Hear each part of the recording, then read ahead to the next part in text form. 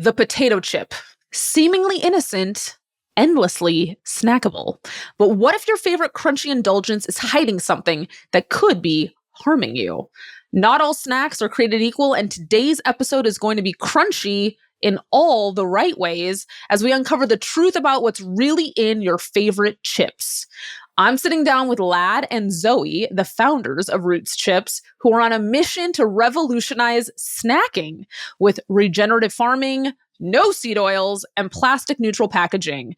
They're proving you do not have to choose between health, sustainability, and flavor. If you're ready to make smarter, tastier choices without sacrificing the crunch that you love, this episode is for you. So please hit subscribe. Join us. Let's take a bite out of sustainability together. Enjoy. Welcome to the Dean's List, engaging conversations at the intersection of entrepreneurship, artistic expression, and holistic health. Experience wellness in full color, where fashion, beauty, and art blend with body, mind, and soul. Embark on a journey that dresses your aspirations in style, paints your life with beauty, and sculpts your well-being in every dimension.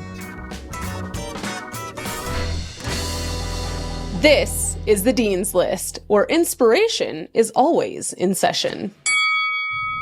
Welcome to the Dean's List, where we're about to chip away at the secrets behind one of the crunchiest success stories in the wellness and food world today. Of course, I am talking about Roots Chips. I'm your host, Allison Dean, and joining me are Ladd and Zoey, the dynamic farming duo who've put the green in clean snack. And I'm not just talking about the packaging. These two are all about regenerative farming, which is a mouthful to say, avoiding seed oils, thank you so much, and creating chips so pure you could practically plant them. I feel like I should try. So let's dive into their journey, the challenges they've faced, and how they're helping to nourish both our bodies and the planet, one crispy chip at a time. Hello, Ladd and Zoey.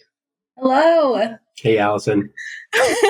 That intro Thank you for was being epic. here. That was so amazing. That was awesome. Thank you. So Applause. Oh, good. I'm so happy. I love when people enjoy the intros. You know, it fills a place in my heart. All right, so I want to dig in. We'll just keep rolling with the puns here, right? We'll just dig right in. The journey. Let's talk about just how Roots Chips, I guess, came to be. I'm so curious.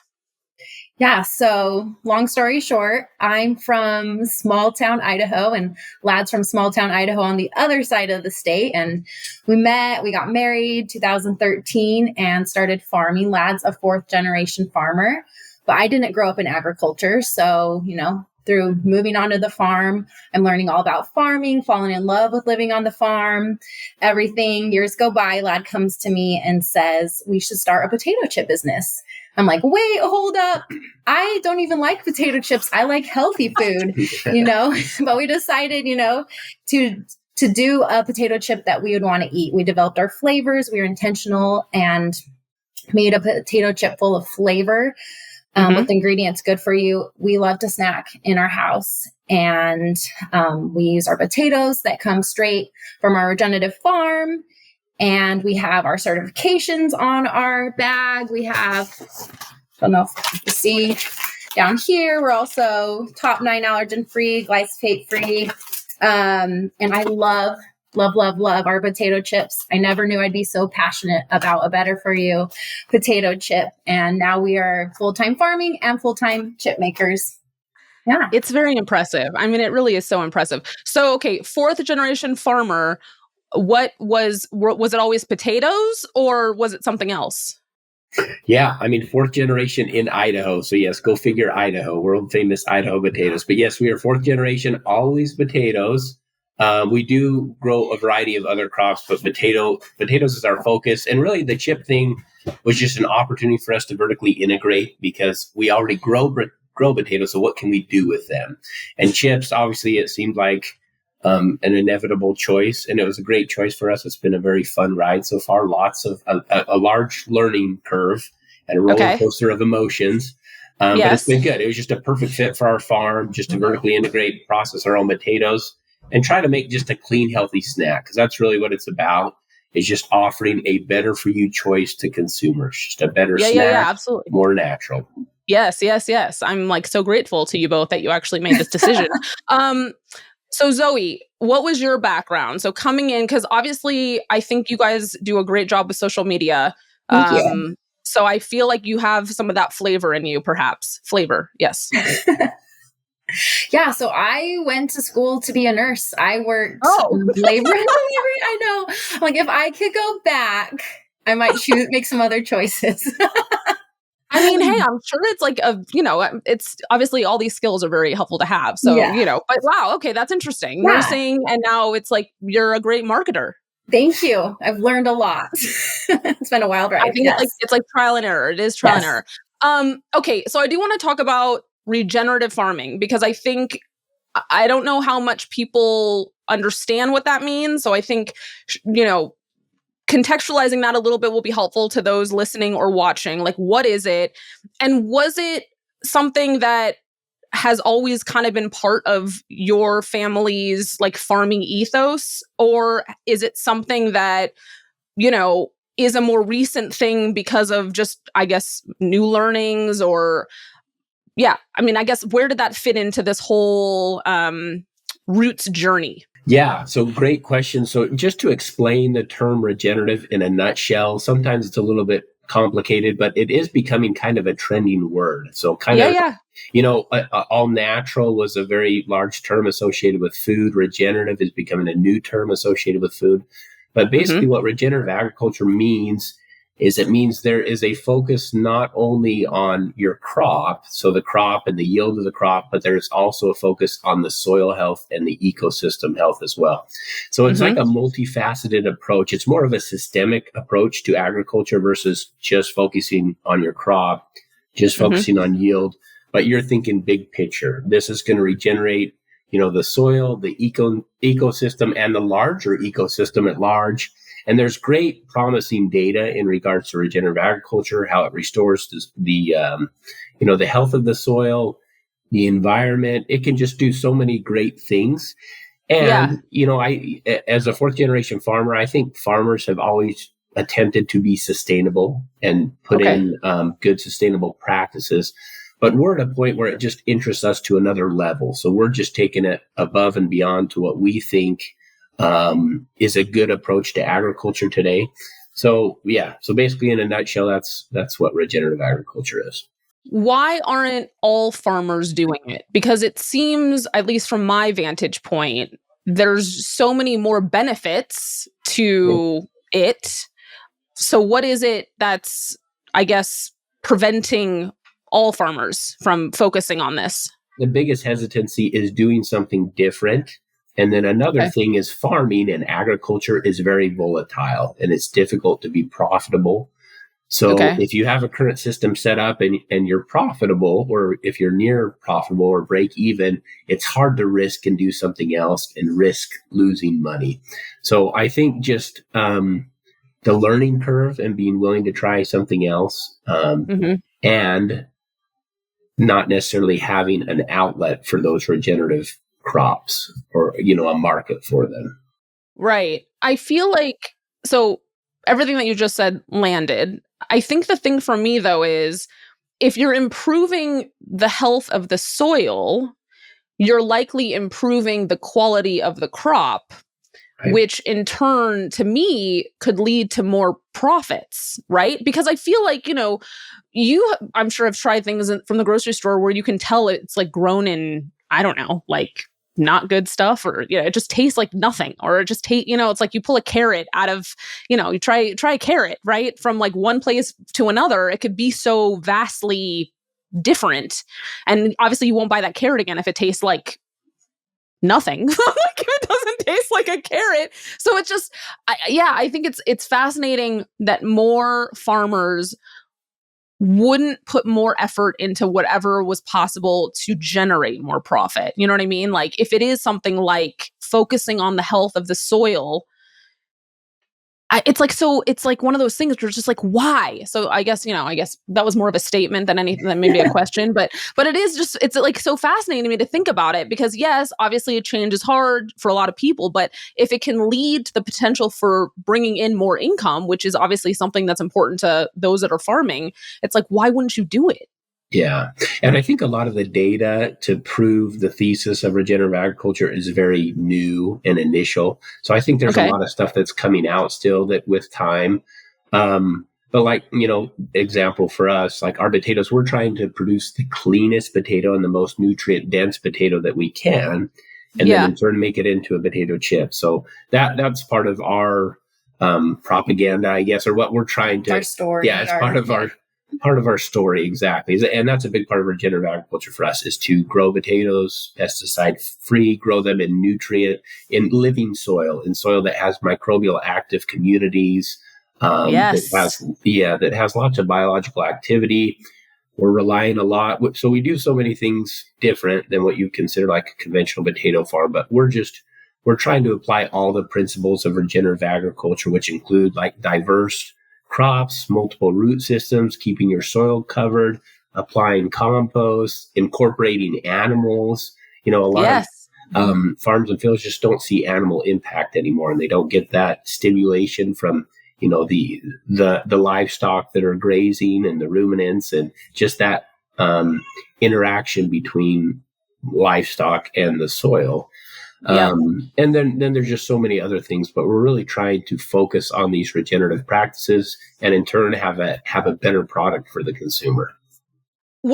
So you just said quite a lot of things that could be obstacles, like as you're building a business. So are there, really memorable obstacles that you both had to overcome as you were building, I guess, the chip business? Because maybe the farming portion was maybe already working, but when you were creating a new brand, with with the level of focus that you had on all those different, check boxes, what were those obstacles that you faced?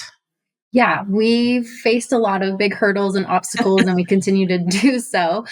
The first one that comes to mind is just getting started. We wanted to do a proof of concept, make sure there was room for us on the market, that people were wanting a better for you potato chip. So we started small. We went to a commercial kitchen hours away from our house. We are cooking the chips in these tiny fryers, getting as much done as we can, packaging them by hand, selling them to a few local grocery stores, a little bit online. This was in 2019. And then COVID hits and the commercial kitchen shuts down. Everything shuts down.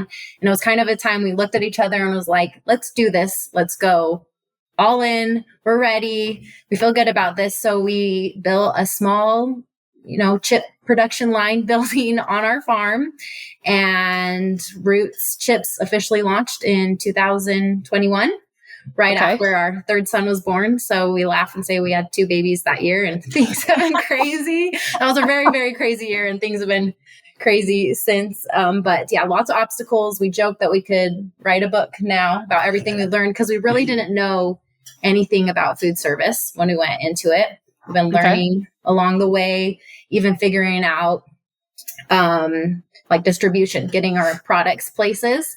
Yeah. We had to start small. We're a small business, start small. We hired someone to drive a box truck, which sometimes he didn't show up, so we're driving it to the local places. And then we wanted to expand to the other side of Idaho, to Boise, where there was a demand. And so we bought me a 14-passenger van so we could take out all the rows, but still have a row for 3 car seats. And then I'd go every other week and go bring the chips down to Boise. But we've grown from there. We're able to distribute our chips lots of places, sell online. And yeah, I could probably go on and on about I feel like growing. It reminds me of the conversation I had with Earth Beverage. And just, I think it's fascinating when you start smaller, and just the things that you face in growing something, right? In terms of like the infrastructure that you could need while maintaining the quality that you're expecting. So I feel like that's a fascinating part of your journey to maybe talk a little bit about, because I think it's things that people don't think about when they're buying a product, right? Just like, going from 0 to 100, and like what needed to happen in those moments. And I guess continue to, right? Because ideally more and more people are going to be eating Roots chips over the next, couple years. And so Okay. what's that going to look like, right? You know, like we got to take it all the way around the world. Let's get these chips going. Yeah. I feel like actually, before you answer, I mean, your chips are probably one of the few chips that could be sold in Europe because you probably are going to check all the boxes for what, you know, the European standards of food are. So I think you have more potential than many other brands, just in the sense of how clean you're focusing your products. Yeah. Yeah. And I appreciate you mentioned that. When Zoe was discussing that with you, it made me think one of the biggest challenges that we have is like what you mentioned, is we have this product we think is awesome. It has lots of beneficial qualities and attributes, but to bring and drive awareness is a little bit difficult because there's, 300 million plus people in the USA, but we're able to get exposure and market and create awareness very gradually. So it's been very difficult to create awareness and target our ideal consumer. So that's something that we've struggled with, but we have found good outlets for it too. But just, having the appropriate audience for your product has been a challenge too sometimes. We're going to tag Seed Oil Scout, right? I'm going to make sure we start tagging them, right? Because I think that they're growing so quickly too, just the people that are finding them. And now I just noticed that they're doing their own kind of stamp I've noticed that on too. Products. Yeah. So it's interesting, like how that's just, anyway, I think, people are going to start finding you. I mean, people that have found you are going to share. It's all going to be great. It's all, I feel it in my bones or in my roots. I don't know. Okay. Let's talk about how you named the business, because Roots Chips, I mean, obviously I can make some guesses, but how easy was it for you to name the business? It was kind of like a punny thing. There's been plenty of puns in this episode. But so Roots obviously is a punny word. There's multiple things that you think of from Roots. So Roots was basically, roots. So roots in the soil is one of the pillars of regenerative agriculture. Okay. Potatoes is a root crop or a tuber crop. Yes. And part of our mission was getting back to our roots. So when we say that, we mean the roots of like simple ingredients, whole foods, not very processed, minimally processed. So it's kind of like a threefold approach to roots, and that's how we settled on it. And the name, I think, has gone pretty well in the branding, and we've been pretty content with it. As you were talking just now, saying those three things, I was thinking this should be on a t-shirt. Yeah. T-shirts coming soon. I'm working on it. Okay. I was like, there's a lot that's right there that I think people would wear. Like it just, it speaks volumes. You are right. Okay. So we talked a little bit, you mentioned seed oils. I want to dig into that some more because that's one of the reasons why you're both on the Dean's list, right? Because I won't buy chips any longer if I see that they're fried in anything other than, avocado or tallow or something like that, right? So I want to talk about that because that is such a intentional decision. And I'm curious, I'm assuming it came from you, Zoe. But where was that decision made? Like how did you come to this thought of, okay, if we're going to do potato chips, this is how we're going to do them. We're not going to fry in anything that's gross. Yeah. So I've always really been into health and wellness. I've had my own health struggles in the past, some period of like infertility, back pain, and it just led to learning and loving to research health and wellness and really digging in and finding what works for us. We try not to cook with seed oils. Like we have whole homemade foods most of the time. We avoid ultra processed things, and we love to snack. So we wanted something that we would eat, and avocado oil was our choice. Really, it has a high smoke point, good for frying. Right. It's liquid at room temperature, so it's easy to work with for us. It is low in PUFA with polyunsaturated fats. And unlike seed oils, like you mentioned, like sunflower, canola, that have a high percentage of that PUFA in it. And there was a study that compared potato chips fried in various oils, and avocado oil retained the highest level of antioxidants. They did like 5 levels of frying. So that there's research out there. And then avocado oil also has a really mild flavor. So it pairs well with our flavors, and we want them to taste good. We don't want you just to taste like a strong oil. We want it to just all blend happy in your mouth. Yeah. Okay, in finding, or I guess the sourcing of the avocado oil, right? Because I feel like now there's been so much that has come out on that too, right? We're just, you hear of other companies that may be cutting their avocado oils with other things, or so in terms of sourcing, how difficult was that for you both in just finding how you were going to get your avocado oil? Yeah. So like adulteration in any high value oil, I wouldn't say it's common, but it can take place. So for example, It could take place in avocado oil, could take place in olive oil, could take place in any really high value oil, because there's obviously opportunity for profiting there, I guess. But so we were very intentional. So we have third party audits and third party certifications for our suppliers. So Amazing. basically we use one single supplier, and they have full traceability back to the tree of the farm. So Wow. they have this full traceability plan, And then the most important part is when oil arrives at their factory, when oil arrives at their factory, it is tested. So they have like a fatty acid profile that they test to verify that, not only has it not been adulterated, but they can verify the origin of it as well. So we have had multiple people approach us with like bulk avocado oil prices that are a fraction of what we currently pay. And so you just know that has been, a possible adulteration occurrence.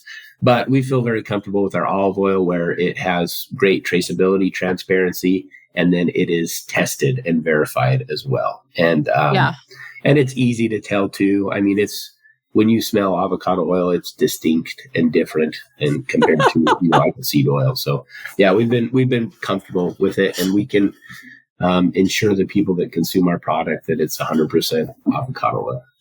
And then what about the flavorings? So we know that there's sea salt, there's jalapeno. What's the other one? Sea salt and vinegar, barbecue, and then our purple sea salt's really popular. It's just a purple potato that we grow. Oh, I know. Has sea salt. Yeah. I feel like that's one of my favorites, because it's like the most attractive potato chip you can buy, right? Yeah, it's just like it's so pretty. Right? Yes. I mean, you're like eating attractive food. It's just one of those things where it's genius. Okay, but in terms of sourcing the flavorings, because obviously, you have the potatoes, you have the avocado oil.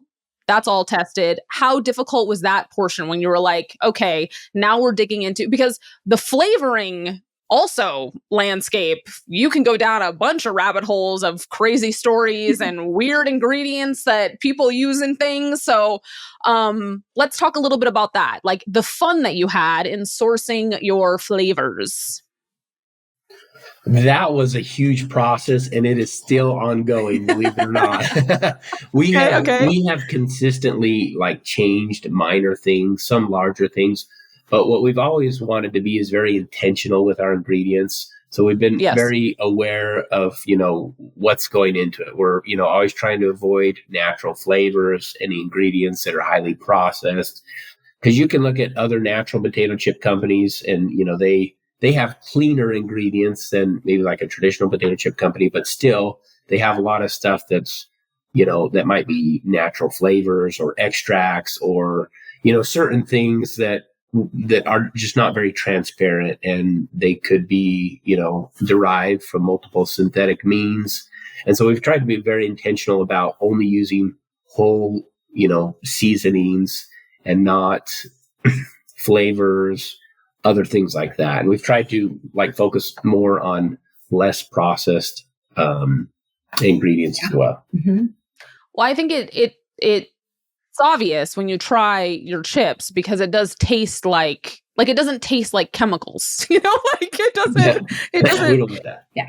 No. Well, it'd be like sad in a way, because you spend so much love and energy into like something clean, then just at the last hour, like add not the right thing would be devastating. Like I would internally feel things about that. So, okay. So I'm curious about, are there any, outside of yourselves, I guess, are there any interesting case studies where perhaps someone, loved snacking, but due to just the allergens that exist now in so many snack foods, they couldn't eat it anymore until they found you and Roots? Like, are there any interesting testimonials from people that you've heard in that realm? Yeah, we have people reach out to us all the time thanking us for being so intentional about our ingredients. Like just last night, we got an email just this morning on a TikTok video. Someone said, my friend's son has severe allergies. Thank you for having that certification. And yeah, so people thank us all the time. And like Ladd said, we're really intentional with our ingredients. We don't use natural flavors. And then another thing that's really popular in a lot of chips is food dye. We don't use any of that. It's just horrible for us. And it's important to us that we're transparent. Who's using food dye in a chip? Like, what? Are you allowed to name drop? What color are you dyeing the Love chip? the orange and red type. Dyeing the seasonings. Or blue. Yeah. There's I mean, I know if a chip is like a weird color, like do not eat it. That's great advice. Right? Like, I'm like, why red? I'm trying to think of like the red chips that I can think of where it's like if some you like see fire that says hot or spicy, you immediately think of food dyes there. Yeah. Food. Oh yeah. Well, I mean, like hot Cheetos and stuff, right? Yes. I'll say it, like things like that, right? Yeah.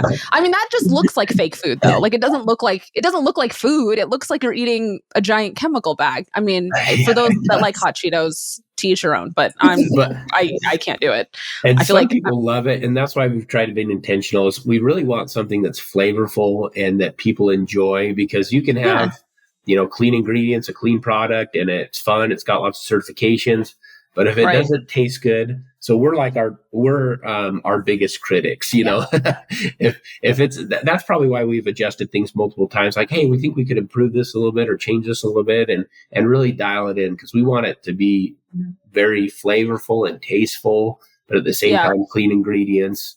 And that's really what we're trying to target. And some of the uniqueness is we self-manufacture.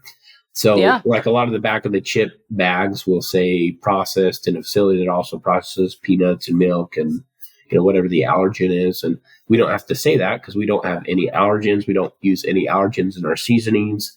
And so there's just no risk of any exposure there, which makes us unique in that sense. Yes, more applause. What potato? I didn't ask you this earlier, and I probably should have. Like, we should have just started probably with this question. What potato is used for? So obviously for the purple sea salt potato chips, those are purple potatoes. Purple potato, is that the name of it? Purple. I feel like there's like purple gem, or like there's a fancy name for it. But what potatoes do you use in your potato chips?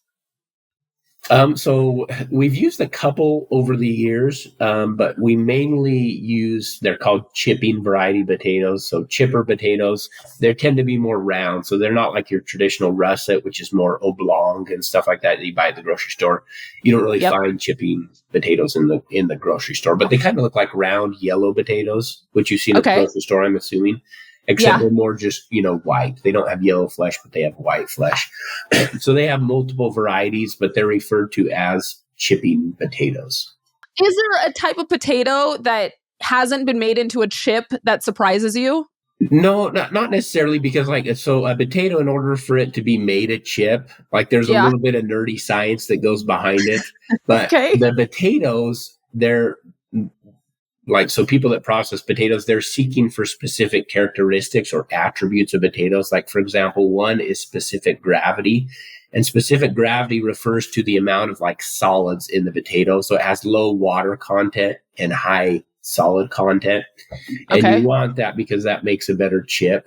If you look at other potatoes in the grocery store, they don't have as high of specific gravity or solids. So they don't make as good of a potato chip as in regards to quality and whatnot. So there's certain things behind there that are measured behind the scenes that make a more ideal potato for a potato chip. That's fascinating. I love it. Okay. Yeah. All right. So you mentioned this, I think, earlier, but obviously sustainability is very central to your whole business model. So I want you maybe to share a little bit more about why it's really so important to you and just all the environmental responsibility elements that work alongside the sustainability. Like, I think that's a beautiful thing. That's definitely multifaceted because we take it pretty serious. We really want to demonstrate that to the consumer that we're very eco-friendly and aware of our environment. We're trying to do the best thing that we can do,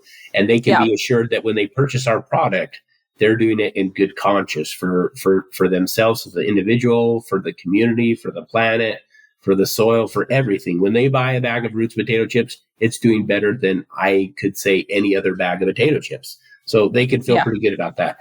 And what's it doing? Obviously, probably the biggest thing is regenerative agriculture. So if you're buying our chips, you are actively supporting regeneration of soil, ecosystems. You're helping capture carbon, reduce the effects of climate change. You're helping restore biodiversity. You're doing so many things when you help support us. And in turn, we regenerate the soil and the land and all that we can do in, our corner of the world. And then we try to source stuff in a very environmentally responsible way. Like I said, we're trying to resource whole ingredients, not stuff that's very processed, has a large carbon footprint. We're very aware of our materials that we use. All our boxes come from recycled corrugated cardboard that we use that package our bags. And then our bags themselves, we are plastic neutral certified. So any plastic that we produce, we're taking out of the environment as well.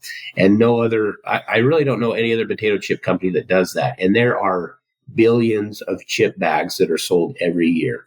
So if you can think of billions of bags that go out into the environment every year, to the ocean, to landfills, everything like that, that have a tremendous half-life to ever degrade, it's pretty significant. But for every pound of plastic we produce, and we don't like to have plastic packaging, but it's really the only suitable option.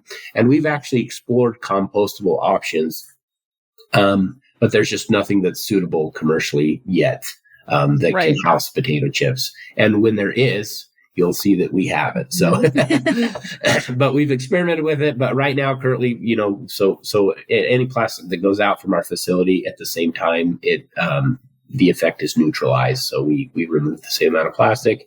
Anything else? Yeah. If you look on the back of our bag, we kind of sum that up. There's our picture, and then it says our mission: potatoes with a purpose for the snacker. Regenerative potatoes, real ingredients, healthy oil, transparency for the earth. Regenerative agriculture, healthy soil, healthy ecosystems, healthy plants. For the planet, certified plastic neutral, mission driven, reducing food waste with skin on potatoes, saving water with regenerative agriculture. That summed it up better than I did. It's on the bag. Okay, I do want to talk about the plastic neutral certification. Like, so, when did that become one of the things that was important to you in the business? Like, I guess, did you see it on another product? Did you just know that consciously, because you were using plastic, you wanted a way to compensate for that? Like, how did that come to be? Yeah, I think a lot of consumer feedback and awareness revolves a lot around plastic usage and stuff right now, and plastic pollution and things as well. And we're actively producing chip bags every day. We want to find a way that we can reduce our footprint, or at least reduce the amount of plastic that we're producing. So we actually went through, a year and a half or up to 2 years of experimenting with compostable packaging, like I mentioned. But it's just not suitable. It's not to that level yet where it's commercially viable.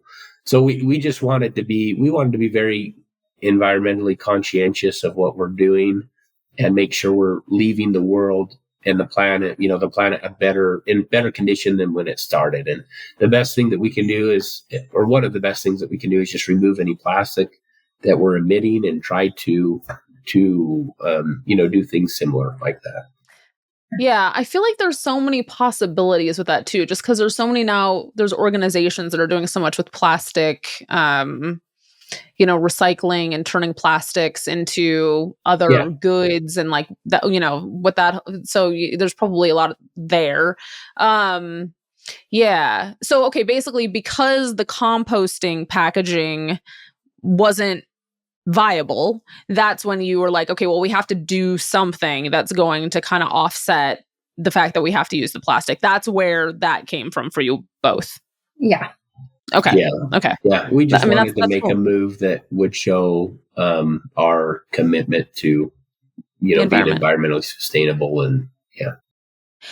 Has your farming practice in your area, has it kind of permeated out? So I don't know how many farms are around you, but have you noticed that you're kind of cultivating perhaps some more of that in the farms that, I mean, are there farms around you? I guess we should start there. How many farms are around you? Yeah, we live in a farming community, so it's pretty much farms everywhere.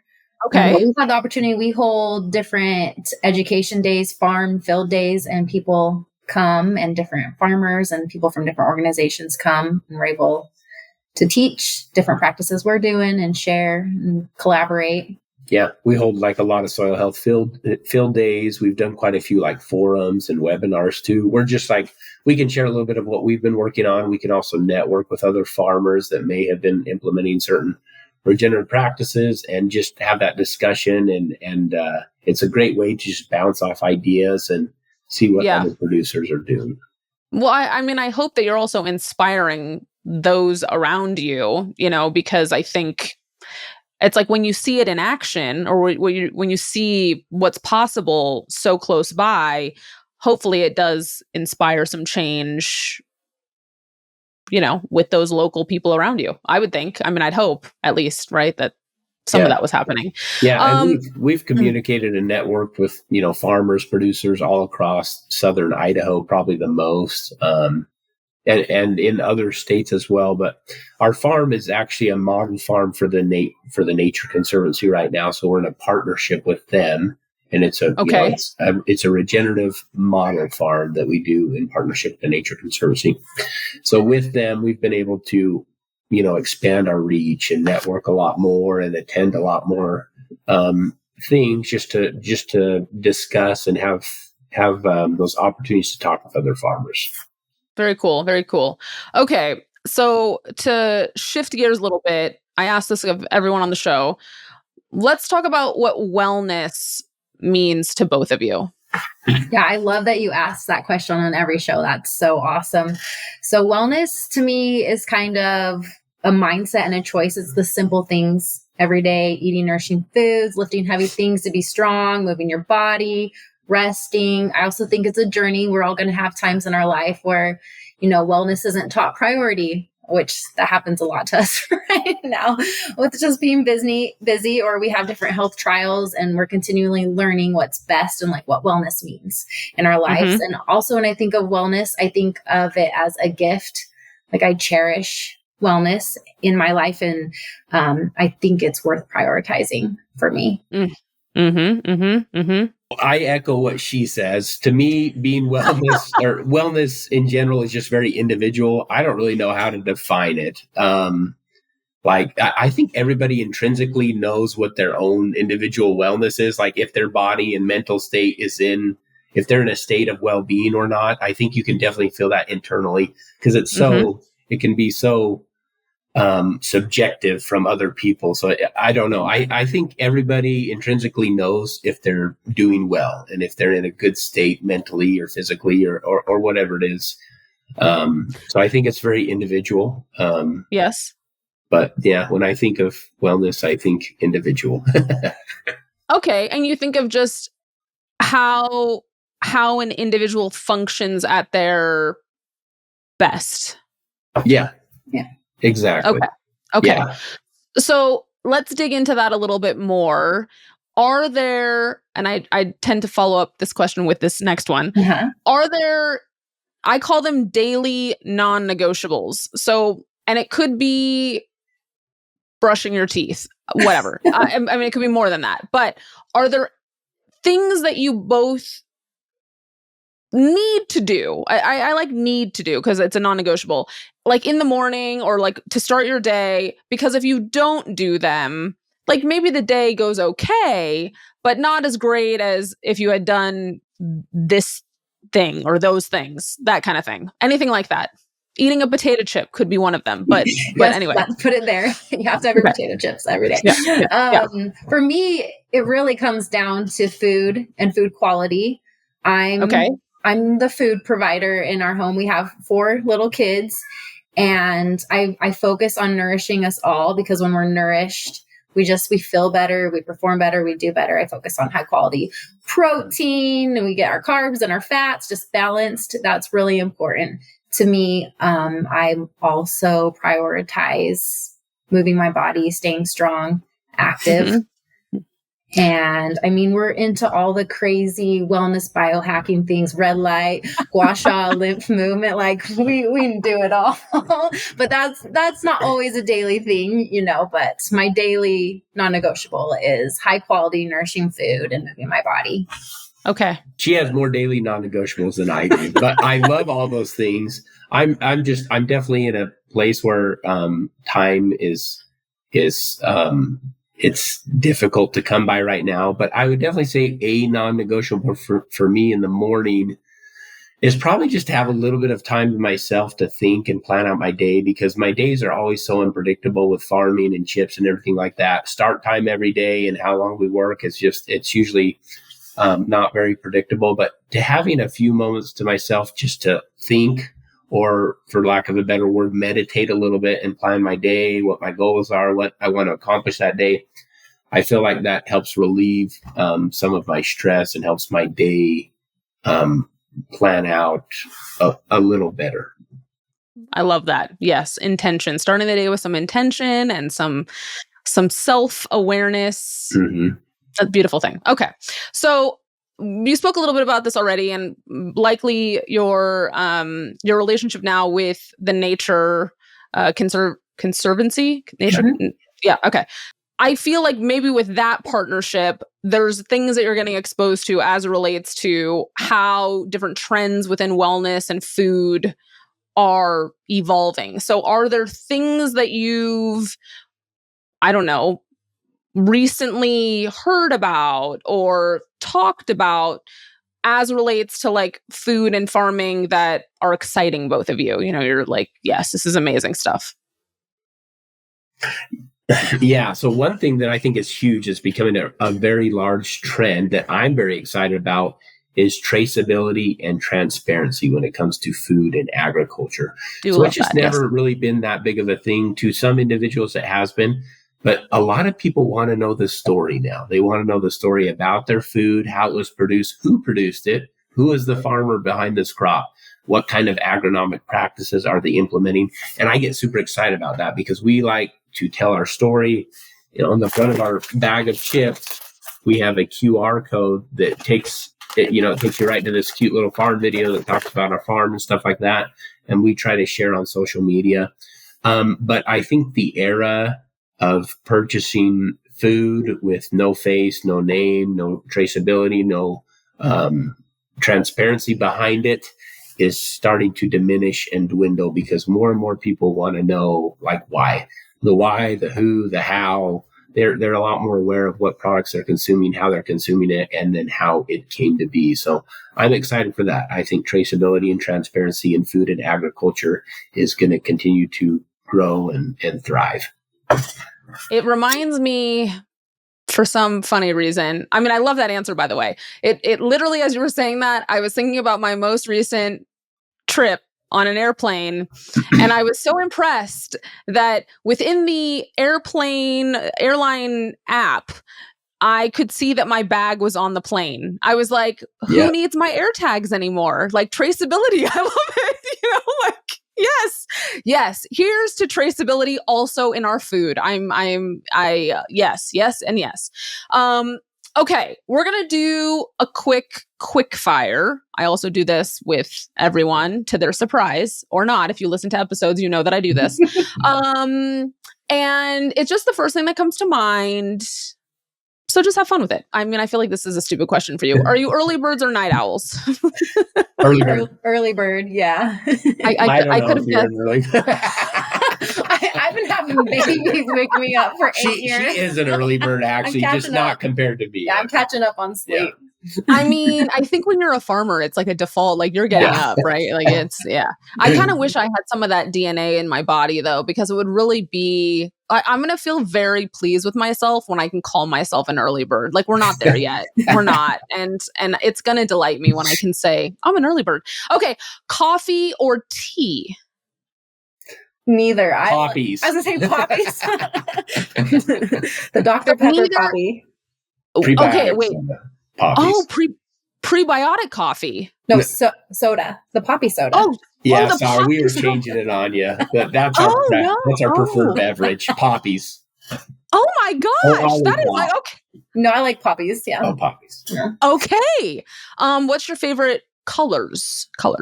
Blue. Green. Okay. Oh, similar. Okay. What was the first paying job that you ever had? I was a waitress at TGI Fridays. Farm Okay. laborer.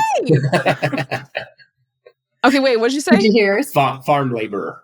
Yeah, that's what I thought. Okay, that's why I said I feel like.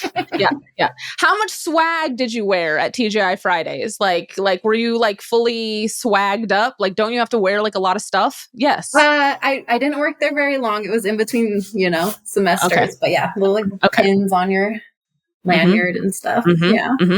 Fun one. I didn't really eat any of the food. Oh, yeah, right. Yes, safe choice. Okay. Favorite cuisine. So not snack, cuisine. Mine's like anything with beef. I love steak. Tacos. We'll go with tacos. There we go. Tacos. Okay. Pasta. Pasta. Okay. Yes, good. Now you're making me hungry. Favorite music to listen to while working? Country. Yeah, 90s country. Oh, yeah, 90s, early 2000s. Yeah. Oh, wow. I like that this is very specific with the country. I appreciate Wait, that. is that yours too? Yeah, 90s country. That's what we listened to growing up cleaning. So I just keep turning that on as an adult. I like it. It's like nostalgic now. This could be controversial. Favorite flavor of Roots chips? Vinegar. Jalapeno. Okay. I know the jalapeno is very good too. I think I'm just like a purple lover. So it's just like, I just, anyway. What's the one phone app that you can't live without? Weather app. Yes. That makes sense.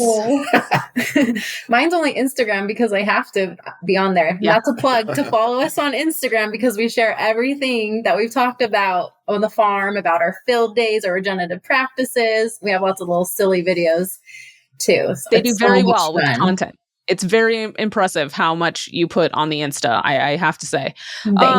Okay, what's the one word you would use to describe your business journey?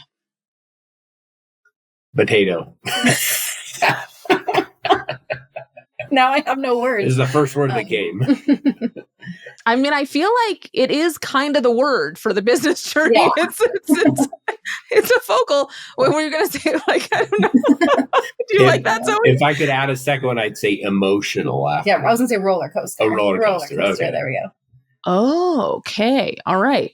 If you could have any entrepreneur as a mentor for a day, who would it be? Stephen Covey. Oh, cool. Okay. For both of you? Yeah, I'll have to say Stephen Covey. Okay. All right. That's fair. That's fair. What's a book that has significantly influenced your mindset? Oh, well, Stephen Covey, Seven Habits of Highly Successful People. I've really enjoyed that book and I've read it several times. I only really read like health and wellness books and storybooks. So one I read recently was Healthy Happy Kids by Dr. Song. It's very educational. Yeah. Okay. All right. Besides your own business, what's another favorite, maybe local business? There's so many. Yeah. Let's see. You can name a handful if it's too difficult. We can name. Maybe that's an unreasonable question for you. We've had the Stills ice cream many Oh, times. The still, okay. yep, and Yeah. they've been great. We love Reed's Dairy. They have fun dairy products. And Paradise Grove, their dairy stuff. Paradise Grove has raw milk. Yeah, we get the raw milk. And I love Maddox Farms. They have the best beef and they have different local drop-offs. So Oh, good info. Okay. See, now I'm benefiting from this question. If you could instantly acquire one new skill, instantly, what would it be? A brilliant marketer. yeah, that's what I was going to say that Oh. for me. I mean, I think you guys do really well. So it's so Thank interesting that you're you. saying Thank that. you. I do. If you could time travel to any period in history, which era would you visit? Well, that's a great What's question. there? I'd be like Pride and Prejudice era. What's that era called? Like the Where they're wearing those fun outfits. Yeah. yes, fun dresses. Probably the founding of our nation. So, the late 1700s. I'd love to be involved in, not involved, but be able to observe that. Okay, I love it. All right. And if you weren't both doing what you're doing with the business, with farming and roots, what else might you be doing? I'd be a marine biologist in like Hawaii. Oh my. Yeah. I would just be enjoying the beach in Hawaii. I wouldn't be working. That's just what I'd be doing. My funds would run out quickly, but it'd be fun for a week or two. I mean, I don't know. Island life. It could be simple. You might not need that much, right? The island serves you. Yeah, exactly. Okay, a few more questions. So let's talk about kind of the next 5 years, because it sounds like there's a lot of stuff that's afoot. What can you share related to plans or new products, anything like that you're really excited about? Yeah, we're dreaming big and working hard, manifesting big things. I'm not sure what can we share. There is things in the work. Okay, good. We like hearing that. Yeah, we feel really good where we are. It's been a struggle. It's been a roller coaster, but we've made good progress and we feel very good about our path forward. So there's going to be expansion plans in the future, new flavors, products, some stuff that we're very excited about. Probably a little later this year, maybe the middle of the year, that we're pretty excited about as well. So.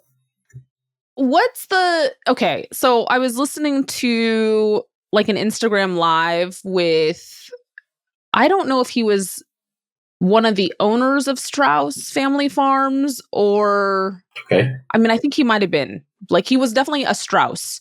And it made me, I'm correlating the possibilities for Roots chips just in terms of if the company gets so big in terms of the supply needed for the chips, what happens, right? Like you would need to find other farms that are kind of fitting the bill in terms of all the things that you're doing. Is that something that you've been thinking about in some capacity? I mean, obviously you're already doing a lot of knowledge sharing with other farmers and things like that. So is part of that because you're maybe preparing? Yeah, we've definitely put a lot of thought into that. So that's really our intention too.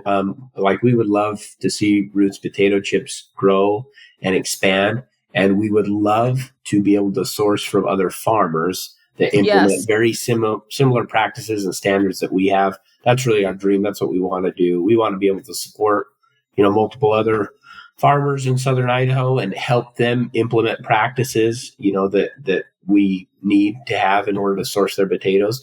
But we would love to do that. That's our dream. That's what we want to do. We want to be very supportive, of farmers in Idaho in general and do whatever we can there. Because I think, regenerative agriculture is super exciting, but you have to have a market. So, for example, regenerative potatoes, there's not really a market for that unless you create one. And so we've created one. It's small, but as it grows, we would love to grow that and grow our sourcing and collaborate and work with other farmers. I mean, are potatoes on the commodity exchanges? They must be, right? Yeah, so not like corn or soy or wheat or anything like that. Potatoes it's obviously a high value commodity, but it's pretty minor compared to a lot of those other large commodities. Okay. I'm like, I feel like that might shift too, though. I'm like, because I Yeah. feel like, I mean, that's a thing about our food today. So much of it is not great for you, right? And so I think that there's a lot to be said for when you know a crop is good for you, right? And what that actually means in terms of, you know, those commodity markets, you know, like in Yeah, terms of for sure. the regenerative potato commodity market. I'm Yeah. like maybe I should become like a broker of potatoes or something. Like, I don't know, like maybe this is a thing. Yeah. It's And gonna that's will like, it. that's a big mission of regenerative agriculture, is be able to grow like a higher value, more nutrient rich product that was, that's cleaner and can be more easily digested or absorb the nutrients easier. So it's meant to be differentiated from traditional commodity markets. So, but just creating those markets, that's where the challenge is because the country has a very in-depth supply chain that revolves around raw commodities and just, that have no differentiating characteristics. So it's hard to fit regenerative in there because there's no price premium for it.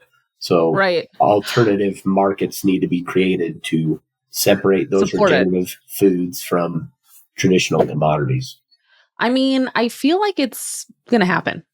Yeah, I think it is. I think it's moving that direction. So. Are people going to be able to buy Roots potatoes? Just the potatoes? Well, yeah, just like I'm trying to think about this out loud in terms of like, just how do you know that the potatoes you're getting in the market? Like I love the idea of snacking on your, on your potatoes, but like it'd be nice to maybe also be able to like prepare one of your potatoes to eat with a meal. That's not just in the sense of, I know that your potatoes are being cultivated in like a great environment. And that pleases me. If I'm going to eat the carbohydrate, at least I know, you know what I'm saying? Like I might be giving you more work right now, but anyway, is that somewhere in the we have definitely looked at that. I think it's a great idea because I think people would like access to it, but shipping is such a big hurdle because if you go from shipping, you're shipping potato chips that are half chips and half air, and then you go to shipping like these dense, heavy boxes of potatoes, and all of a sudden they're paying $50 for potatoes plus $50 to ship it, and it just makes it a little bit difficult and challenging. But I think it's something we definitely will explore in the future. Just right now, there's probably not that opportunity for us. Yeah. Yeah. Okay, that makes sense. I mean, yes, the weight is definitely a consideration. Siete Foods just sold to PepsiCo. Not that they were using regenerative agriculture, because I know that they were not. They weren't even organic farming stuff, right? So I know it's not the same story. But in terms of where you see the possibilities for Roots chips, is it something where you want to retain ownership? I mean, you guys also have a growing family, so like legacy stuff must be in your minds. But yeah, I guess when you started this business, how much of it was, this is something that we want to keep ourselves? It's hard. I know some of it is hard to predict too, because you don't know conditionally what might happen 5 years from now. So it's like, I get that. But I guess as you're feeling today about your business, is it something where there are considerations for, if the right thing came to be, maybe, or if you're like, nope. Yeah. Nope. As a consumer, we love Siete. We have lots of their products, and it's disappointing to see them sell out. But at the same time, like being in the food business, you can see like why that happened. They grew so big so fast. But yeah, for us, we only talk about keeping ownership. That's good. Yeah, the legacy there, and that's part of our story. It's kind of makes us and the farm and the potato chips. Yeah, and we don't ever have any intention of selling. We really want to grow this. We've been approached by multiple venture capital firms that want to invest heavily in us or buy us outright, and we just haven't had interest. And we don't have interest in taking in an investor. That might mean that we have to grow slower because we don't have the capital to grow it as quickly as we'd like to. But whatever I have seen in my experience, whenever I have seen a brand take in an outside investor or outside capital, it always leads down to a road of compromising something. You're going to be compromising ingredients. You're going to be compromising in quality. You're going to do whatever it takes to pay that investor back and get dividends back. And so whenever there's a corporation or an investor involved, I have little faith in that company that as far as like integrity and quality and ingredients and stuff like that, I feel like eventually it's going to change. But if you can really find those brands that are actually family owned, I have a lot more faith in their integrity and quality of ingredients, and continuing legacy. Anytime a brand takes outside investors, I just see it as a negative play, and it never, it might pan out well in the overall like gross revenue of things, but as far for like the reputation of the brand, integrity, it seems like quality, it never pans out well. Amen. Okay. What advice would you give to another entrepreneur out there that's looking to build an impactful business? So much. I know, go for it. But I'll try to summarize it very quickly. But be very thorough in your planning and execution and operations. Think big picture. Make sure you know all your costs. Explore everything in all scenarios. So just be very mindful and be the expert in that industry of what you want to do. Like read it from cover to cover, everything you can know about it, understand it, because there's going to be things, and you can't understand everything, but be in depth and as much of an expert in that area as you want to. The second thing would be to find a mentor. I think that's so valuable. Find somebody that has done something similar to you that can instruct you, be your mentor, you can call. That's going to put you light years ahead. Those are probably the two biggest things that I can think of right off the bat. Those are big. Do you want to add anything, Zoe? No, I think that's great. I mean, don't let the fear hold you back from going for it, Right. That's Is cool. there anything that we didn't talk about? So Zoe, you and I, when we had our chat, there was like things where we wanted to really hit some beats. Did we hit those, or is there anything else that we want to emphasize that we have not? I feel like it's been great. I feel like we've hit it. Just follow us, #RootsChips. Yeah. We're on most social media outlets, probably most active, like in our stories and stuff on Instagram. You'll see us there, but we're on. And follow the Dean's List too, because you did an excellent job. You're great. Thank you so much.